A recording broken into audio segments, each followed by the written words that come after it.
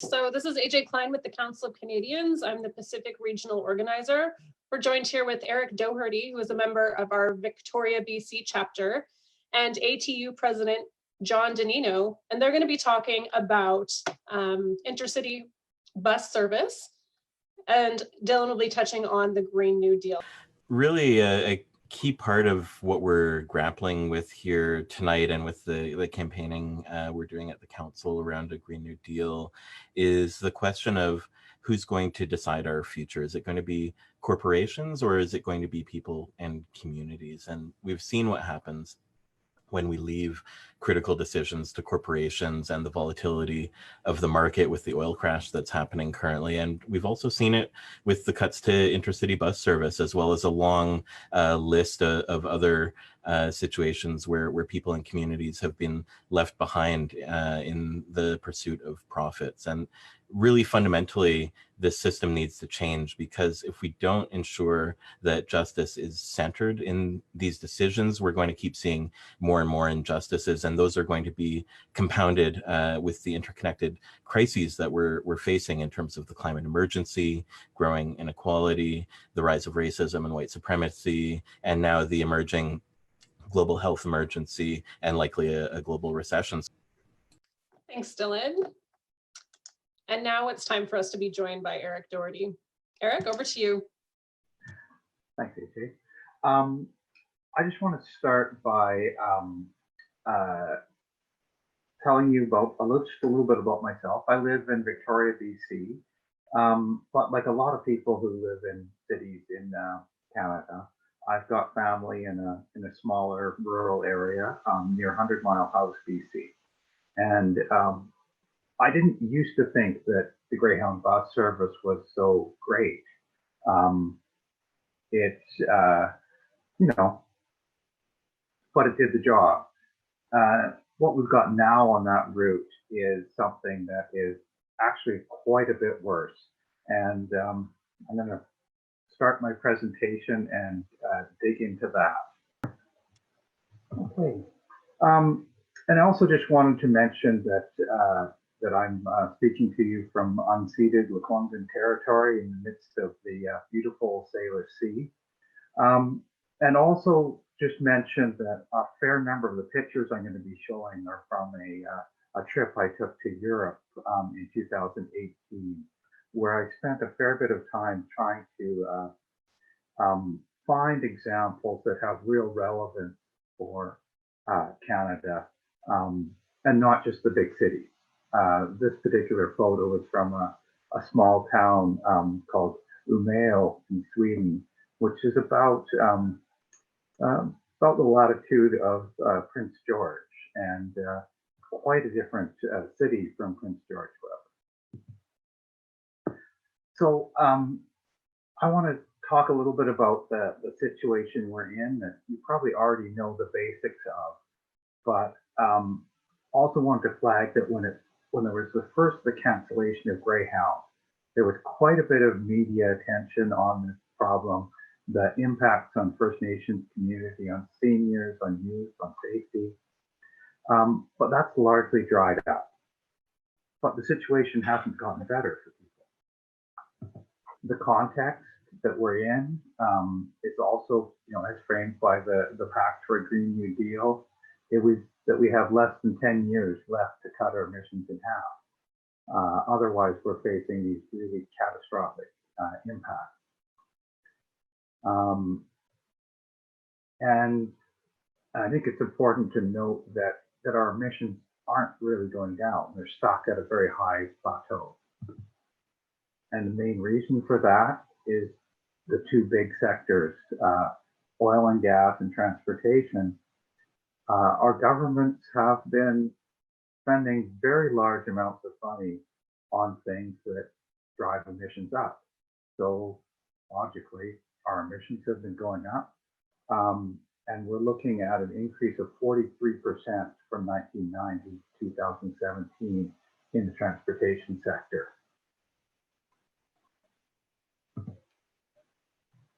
And the way this works is pretty simple. If you spend billions of dollars on wider roads in big cities, they just fill up. biggest driver of increased emissions in the transportation sector in Canada and many countries around the world is spending on urban highway expansion. And this does a number of different things. One thing it doesn't do, it doesn't make people's commutes easier. It doesn't make them faster. What it does is it makes people's lives less satisfying, shorter, increases the commute time, increases exposure to air pollution, social isolation, and interestingly, it also makes people more susceptible to the corporate media. And I don't know if you've all heard this, but the typical Trump voter, one of the characteristics that they have is a lack of sidewalks. And that indicates a lack of ways to get around other than by driving. And we've also got government money going in a big way into increasing greenhouse gas pollution from the aviation sector. This is just one of many examples. Vancouver International Airport is planning on spending $9.1 billion over 20 years. And this is largely to accommodate short and medium distance flights, the same flights that could be easily replaced by passenger rail or highway bus. And yeah, our climate pollution is up 65% from 2005 levels. And at the same time, this is the same time as even when we had Greyhound bus service, it was being cut back, it was getting more expensive, it was getting less convenient. And every dollar that goes into highway or airport expansion, that's public money. It can be used in any way that the public decides to use it. And interestingly, the 2016 Federal Provincial Climate Agreement actually acknowledged this. They acknowledged right in the text that airport and highway expansion increase greenhouse gas pollution. And they committed to change this, to shift this money away from those things that increase pollution to public transit, walking, cycling, things that reduce greenhouse gas pollution.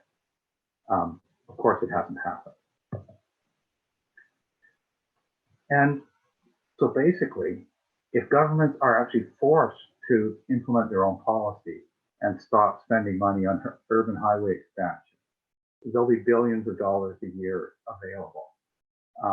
Of course, that's not enough for the whole Green New Deal package that we need, but there's also huge room for wealth taxes in this country. And as the photo shows, even the rich kids are in favor of higher taxes.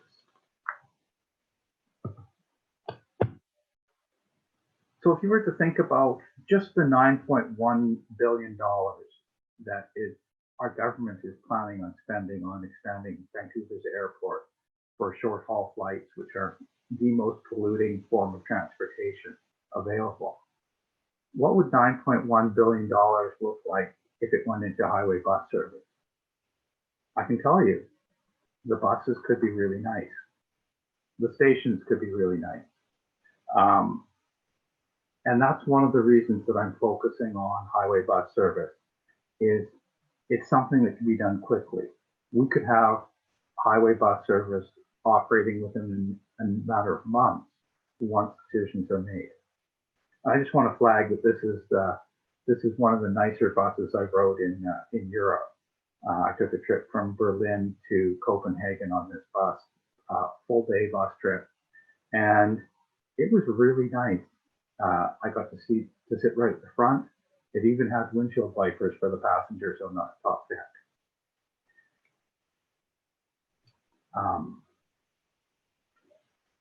And I also want to flag that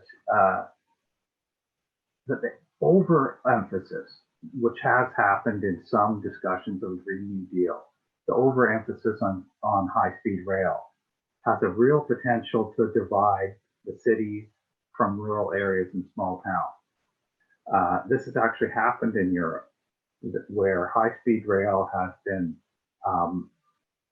improved, but the high-speed rail only serves the biggest cities, and the rural areas have been left behind. Some areas of France, for example, their bus service was cut back and the fares went up at the same time as very fancy, very nice new high-speed rail lines are being built. So I just want to put out there that there is this temptation to focus on the really fancy mega projects, the biggest of the projects, but there's a danger on that. We need rural Canada on board, so the Green New Deal needs to work for rural Canada. And to some degree, we can look to places like Sweden, where passenger trains do serve small cities. This is the photo here is of a workshop on the train going at about 160 kilometers an hour, heading north from Stockholm to northern Sweden. Conventional trains, which are an affordable option, sleeper trains, those can actually serve the smaller cities, and that's happening in all across Northern Europe now. Countries are starting to talk about improving their conventional rail systems, doing more with sleeper trains, all the things that actually work for small communities and people who live in cities. I also want to flag that almost all of Europe and Asia have electrified all the rail lines. If you want a mega project that brings the country together, think about how many jobs would be involved in electrifying both rail lines, major rail lines from coast to coast. Jobs in every province of the country.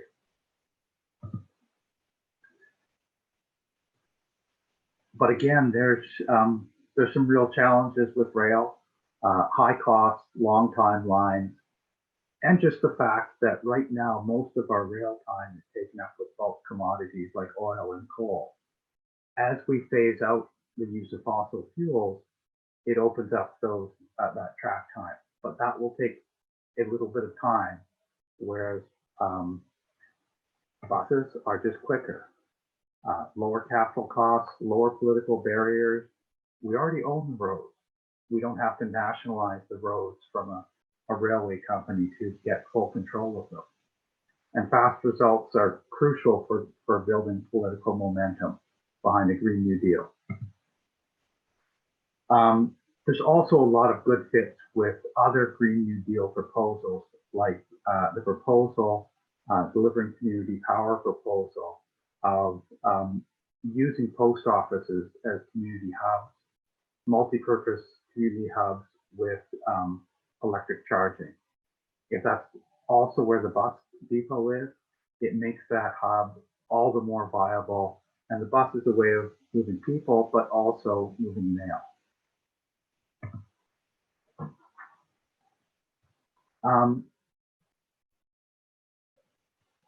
And I think it's also really important for us to acknowledge just how bad the situation is in rural Canada with the highway bus, with the lack of highway bus, and also the various constituencies that we can get on board for a Green New Deal because of that. Seniors want to get to medical appointments. They want to get to family. They don't want to drive at night on snowy highways. Youth, often unable to access education if they live in smaller communities. Indigenous people live in rural areas, and if they don't, they have even stronger ties to rural Canada if they're living in cities than the rest of the population. Lots of groups who can be mobilized behind the Green New Deal.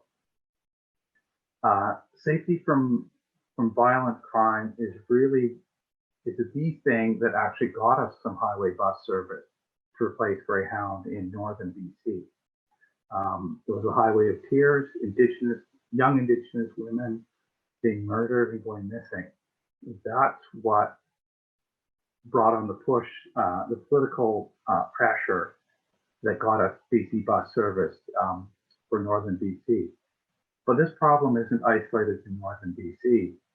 It's everywhere across Canada in rural areas. And road safety is also a huge concern all the way across Canada. Moving to highway bus has a huge safety benefit, and in particular because it takes the highest risk drivers off the road disproportionately and reduces crashes. And I just want to point out that this was these are pictures I took this winter on a trip up to visit my family, and this is what it's like every winter. There's all of us who travel Canadian highways see the carnage and the air ambulances and all of these indications of how many people are being killed and injured on our highways. I want to just flag that the Canadian Centre for Policy Alternatives and the Wilderness Committee has a report with a lot of these basic ideas in it, in a big picture way. I worked on that almost 10 years ago now. So we've got a question, we've got a decision point that we're at. Either we act decisively and get to the just and prosperous future for all of us, or we keep going the way we're going and descend into chaos.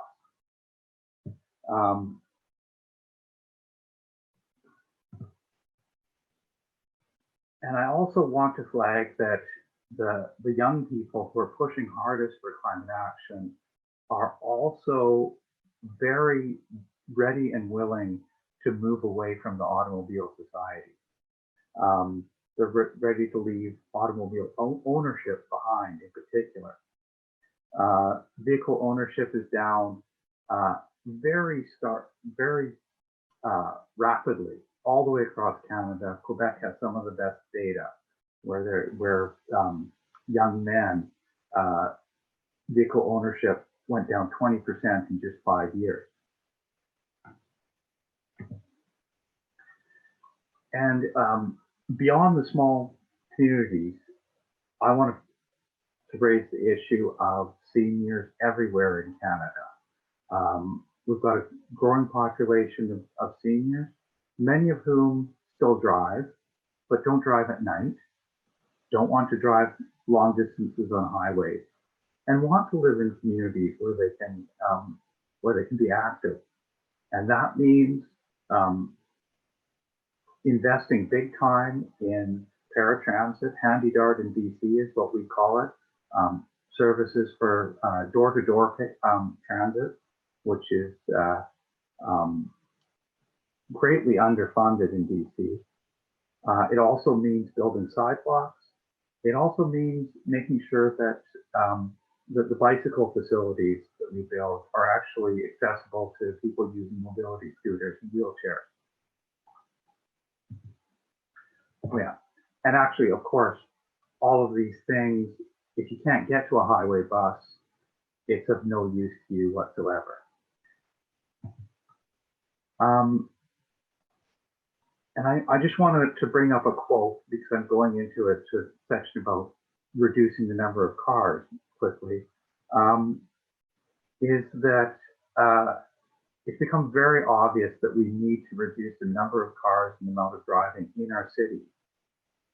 But that doesn't happen unless people can get out of the city without owning a car.